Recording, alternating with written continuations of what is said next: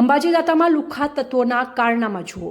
દાતા પંથકમાં બે માથાભારે લુખ્ખાઓ અત્યારે સોશિયલ સાઇટ પર એટલે કે ઇન્સ્ટાગ્રામમાં આદિવાસી સમાજની કોમી એકતાને તોડી રહ્યા છે। જાતિવાદ ઊભો કરવાનો પ્રયાસ હાથ કરતા હોવાનું સામે આવ્યું છે અને આ લોકો લુખ્ખાગીરી કરવા માટે ગેંગ ટીમો ચલાવે છે। આ લોકો બંને ટીમના લીડર છે। ઇન્સ્ટાગ્રામ યુઝરના નામ મુજબ ચંદુસિંહ સિસોદિયા અને મિસ્ટર કાકો નોનિયો આ પોતે અમે ગેંગસ્ટર છીએ તેવું બતાવે છે અને આમાંની અમુક ફૂટેજ જ મૂકી છે।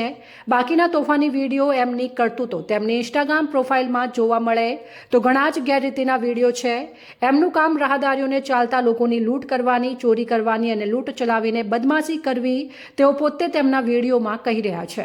અને હદ તો ત્યારે થઈ કે તેઓ એક નશામાં ધૂત પડેલા આદમીને બળજબરી રેપ કરે છે તે ઉપર ફૂટેજ સામેલ છે। સૃષ્ટિ વિરુદ્ધનું કૃત્ય કરતા હોવાનું જોવા મળે છે। આ તમામ તેમના ઇન્સ્ટાગ્રામ એકાઉન્ટમાં સામેલ છે।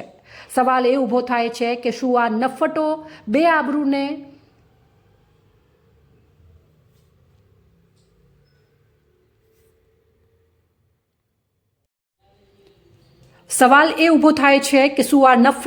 આબરૂને શર્મસાર કરે છે। જ્યારે આખો તમાશો પૂરી દુનિયા જોવે છે તો શું પોલીસ સોશિયલ મીડિયાથી દૂર છે કે કેમ? જ્યારે આપણા ગુજરાતના ગૃહમંત્રી હર્ષ સંઘવીએ લુખ્ખા તત્વોને નાબૂદ કરવાનું મિશન પણ ચલાવ્યા અને મિશન અમુક ઘણા જિલ્લામાં સફળ પણ કહ્યું રહ્યું છે તો શું આ પોલીસ ખાતાને અહીંયાનો બનાસકાંઠાનો અંબાજી દાતાનો રિપોર્ટ નથી કે શું? અધિકારીઓએ રિપોર્ટ નીલ બતાવ્યો, ઝીરો ક્રાઇમ રેટ ગણાવ્યો છે। જનતાના અનેક સવાલ છે અને ઘણા પ્રશ્નો છે। શું પોલીસ આમની સામે બળાત્કારીને તોફાની ગેંગસ્ટરને સરકારી પાઠ ભણાવવામાં આવશે ખરા?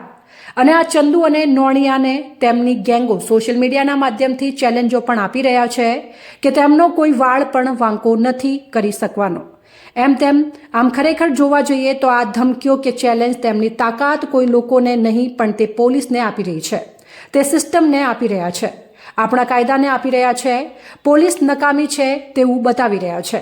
આજે આ જોતા તે સાબિત થયું હોય તેવું લાગી રહ્યું છે। લોકોને પોલીસ ઉપર આશા છે કે એમને આવા ભડકાઉ નક્સલીઓને કાયદેસર પોલીસ પાઠ ભણાવે ને કડક કાર્યવાહી કરે તેવી લોકોની આશા પોલીસ પાસે અપેક્ષા છે।